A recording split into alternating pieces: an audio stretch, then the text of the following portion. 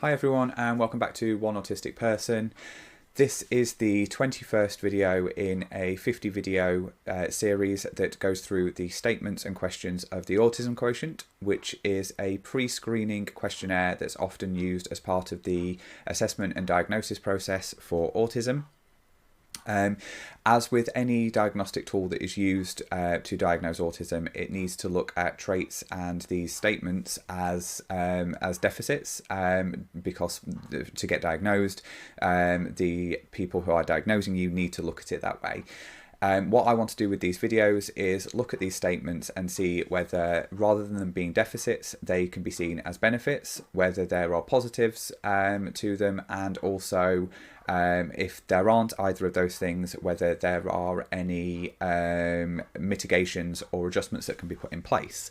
What I'd really like is for people to comment on the videos with their experience, how they feel about the statements, how they see them as benefits or what positives there are, or any adjustments or mitigations they put in place, because I think it'd be great for us to sort of open up that conversation of talking about autism traits in a more positive way and what they can bring positively to the world and to us as autistic people. So as I say, this is the 21st question, and it is, I don't particularly enjoy reading fiction. Now this is one where I completely disagree, where I absolutely love reading fiction. Fiction to me is an escape. I have realised though, with when I am reading fiction, I like to read fiction that has some kind of link to the real world, that is around something that is either currently happening, has happened, so it's a retelling of a story that has happened, or I like things that have got things like dystopic future type things where you can see how it could linearly get to that point. I'm not a big fan of just out there fiction that has no link to the real world, and I do try to find those links all the time and try to find meaning to them. So for instance, I love the Discworld book series, and I think that's really good at sort of pointing at political issues, at societal issues, and also when Terry Pratchett was writing writing those stories, you can tell he's very much talking about real places. Like Ankh-Morpork is where he grew up, or where he lived. I'm not sure whether he grew up there, but he definitely lived there.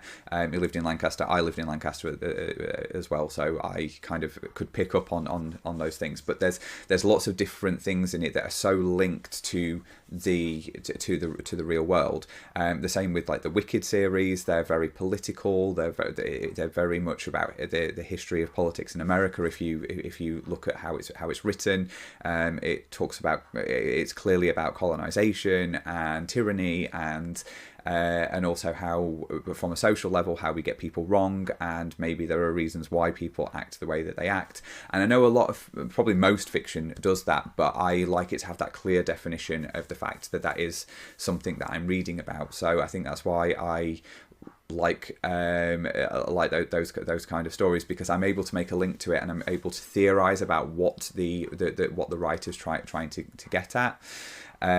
So yeah, I like real life linked fiction, where there's I like a lot of Stephen King's work as well, because Stephen King's very much around sort of how society treats people, how people are perceived, how people psychologically deal with the world, although it's extremely fiction based and horror based. I must admit, a lot of the stuff that I read is quite dark, so Stephen King's a perfect example of that. Obviously not all of it is supernatural, but it's always quite dark, and it's always about sort of turmoil and inner sort of demons and that type of thing. So I wonder why, as a late diagnosed person, that I feel a connection to those kinds of things. But yeah, so I really do enjoy fiction, but it is very specifically if I can link stuff to the real world with it, and I definitely spend a lot of time while I'm reading it and after I'm reading it, after I've read it, thinking and talking about the connections that fiction story has in relation to the world. I think I also enjoy reading fiction because I enjoy writing fiction. I struggle with it, and I find it very difficult to write, but I think I take a lot of inspiration from fictional work. So yeah, it's an interesting one, this, for me, and this will be quite a short video, I think, because it just is the fact that I disagree with it, and that but with that caveat that I need to be able to make that link. I'm pretty sure pretty much every fiction book will have some link to reality, but I have to be able to find that link to what it's trying to say. So it needs to be clear for me personally that I can make that link to real life. Otherwise I get very lost, and I'm not really that interested in it if I can't make that link or theorize about it. I love theorizing about everything, so when it comes to stories and just history in general, I theorize a lot about. So it needs to have that link and theorization to it, and more of a, I need to look deeper into it and try and make connections that maybe others wouldn't. So yeah, that's for me. That's the reading fiction side of it. I definitely disagree with the fact that I don't enjoy, because I do enjoy reading it. I probably enjoy reading fiction more than I do. That's probably not true. I was going to say more than I do reading non-fiction, but I do really enjoy reading non-fiction, so that's probably rubbish. But yeah, I do take a lot of pleasure in reading it, as long as I can make those links. So there's not really a mitigation or anything for this one. I find it is a benefit that I enjoy reading it, and that I like making those links. And maybe if you don't enjoy reading fiction, maybe that is maybe that is the mitigation that you could potentially put in place, is that you look at the story and see whether you can make real life links, and maybe that will make your brain connect more with a fiction story, and be more interesting to you. If you have any interest in trying to read fiction, maybe that's the way to go about it, is think about what your special interests are, or how you feel about society, that type of thing, and sort of go down the route of seeing, will fiction work for me for that reason. I think this is a bit of a throwaway statement these days. I think, again, this kind of comes down to it being stereotypical old school thought process of autism.